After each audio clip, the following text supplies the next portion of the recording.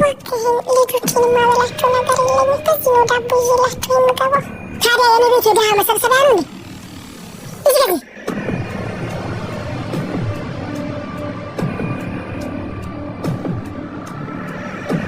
ሁለተኛ እዚህ በር ላይ እንዳላይሽ እሺ?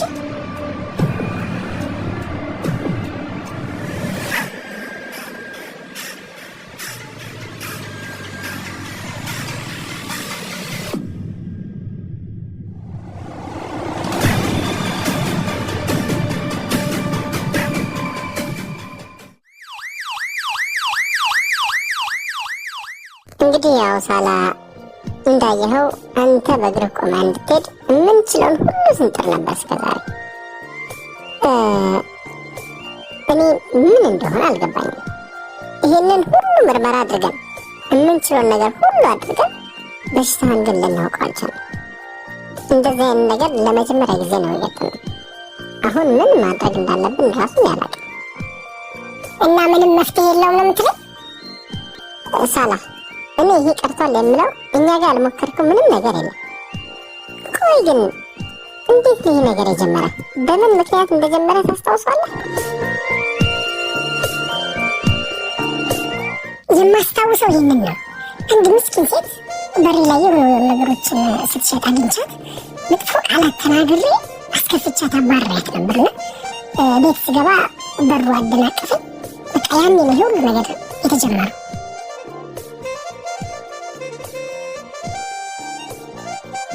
ያው እንግዲህ ሳላ በሕክምናው የምንችለውን ነገር ሁሉ አድርገናል። እኔ ግን እንደ ህይወት ተሞክሮ አንድ ነገር የምመክረው የሰው ቀልብ በጣም ከባድ ነው። አሁን ከነገርከኝ አንጻር እኔ እጅ ልጅ ከየትም ብለህ ፈልገህ አምጥተህ ይቅርታ ብታረግልህ በጣም ጥሩ ይመስለኛል። እስኪ ይህንን ደግሞ ሞክር። እሺ በቃ ያልከኝን ነገር ለማድረግ እሞክራለሁ። መልካም ቀን። ያለውን ነገር ሰው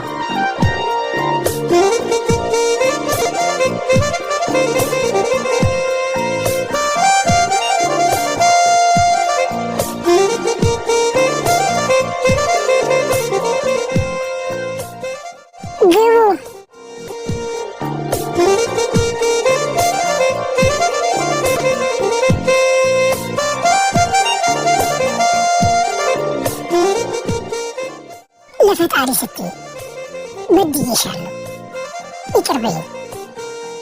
መቼም እንደዚህ ሆነሽ እያየሁ ይቅር አለማለት በፈጣሪ ያስጠይቀኛል። ይቅር ብዬሻለሁ። ያኔ እንደዛ ሳስከፋሽ መጥፎ ቃላትን ስናገረሽ ለፈጣሪ ምን ብለሽ ይሆን? ጌታዬ፣ ይህ ሰውዬ በእኔ ለኃይሉን አሳይቶኛል፣ አንተም በሱ ለኃይልህን አሳየን ብዬ ወደ እሱ አልቅሼ ነበር። ይኸው አሳየን። አሁን ግን ይቅርታ አድርጌልሃለሁ።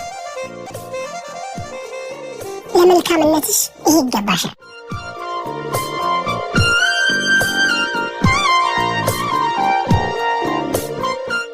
ባይሆን ለበደልኩሽ ነገር አንድ የቅርብ ወዳጄ ሮዝ ሞዴስ ድርጅት ውስጥ ነው የሚሰራው። እናም ለነሱ ስለ አንቺ ስለ ጥንካሬሽ ነግሬያቸዋለሁ። እናም ፈቃደኛ ከሆንሽ ከነሱ ጋር ብትሰሪ ድርጅቱ ሴቶችን ማብቃት እና ማበረታታት ስለሚፈልግ አንቺንም እንዲያግዙሽ ነግሬያቸዋለሁ። እናም ከነሱ ጋር ብትሰሪ አንቺም ቢሆን ህይወትሽን ትቀይራለሽ። እኔም ሴቶችን ከሚያበረታታ ብቁ ከሚያደርግ በምቾትና በታማኝነት ከሚታወቅ ድርጅት ጋር በመስራቴ ደስተኛ ነኝ። ነገውኑ ስራ መጀመር ትችላለሽ። እሺ፣ በጣም ነው የማመሰግነው።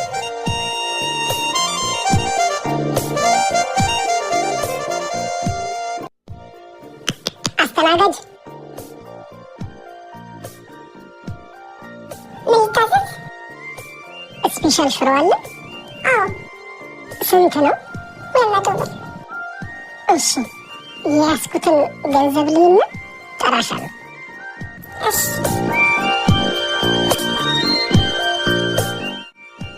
ምን ብለሽ ነው? ስፔሻል ሽሮ ስንት ነው አለኝ። ስለዚህ ያለኝን ብር ልይና መልሼ እጠራሻለሁ። ምን ይምጣል? ኖርማል ሽሮ አምጪልኝ። የሚጠጣት? አይ አልፈልግም። ሲጀመር ብር ከሌለው ምን አስመጣ? አይጠብኝ ነው አልፎ ቤተበላ። ለማንኛውም ግን በደንብ ተከታተዩ፣ ሳይከፍል እንዳይወጣ። እዚሁ ቁጭ ብዬ ነው የምጠብቀው።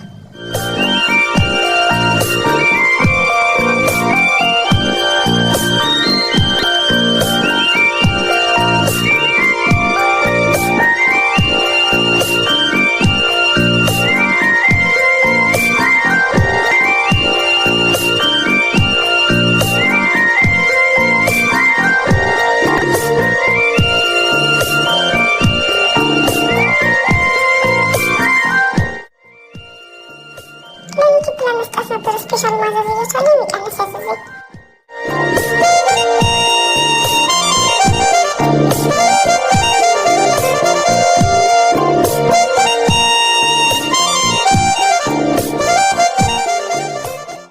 ስላደረብኝ በጣም ይቅርታ። እሺ ውዴ፣ እኔ ከያረረ ምግብ እወዳለሁ። ይህም መፈጋገር ነው። እየተማመቀ አይደል እንደ የበላው ጠራችሁ? አይ እዚህ ነው ጨዋታ ይዘን ነው። አንተ ለትንሽ ሰምተኝ ነበር እኮ። ይኸውልህ ሚስቴ ሁሌ ጣፋጭ ምግብ ስታበላኝ ነው። ዛሬ እርሟን ባይሳካላት ለምን አዝንባታለሁ? ደግሞ ከስራ ደክማት መምጣቷን አትርሳ። መጥፎ ቃላት እንጂ ያረረ ምግብ ሰውን እንደማይጎዳ ማወቅ ነው።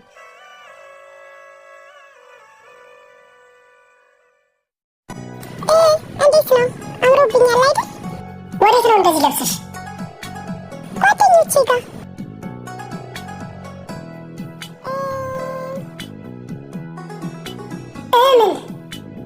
ያው ሚዜ እንደሆንኩ ታውቃለህ። ዛሬ ነው ልብስ የምንለካው። ብር አትሰጠኝም? የለኝም።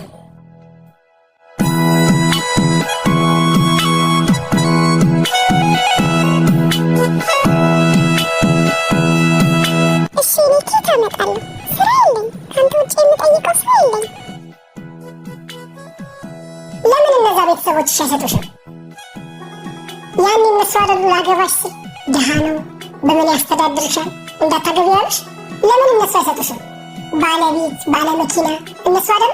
ለስሙ አንድ እህታቸው ነሽ።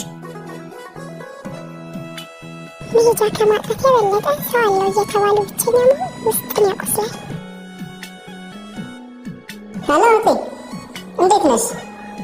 ደህና ነኝ አልሐምዱሊላህ። የት ነሽ ነው? እቤት ነኝ። በጣም አሪፍ። አሁን የሆነ ሎኬሽን ልክልሻለሁ። በጣም በፍጥነት ቶሎ ብለሽ ነይ። እሺ መጣ። አሁን ነው እመጣለሁ። ምነው በሰላም? ሰላም ነው። በጣም አስቸኳይ ስራ ላይ ስለሆንኩኝ ነው። በጣም ነው የምፈልግሽ። ቶሎ ብለሽ ነይ። እሺ ደወሉልሽ አይደል? ለነገሩ ለራሳቸው ጥቅምማ ሲሆን ይፈልጉሻል።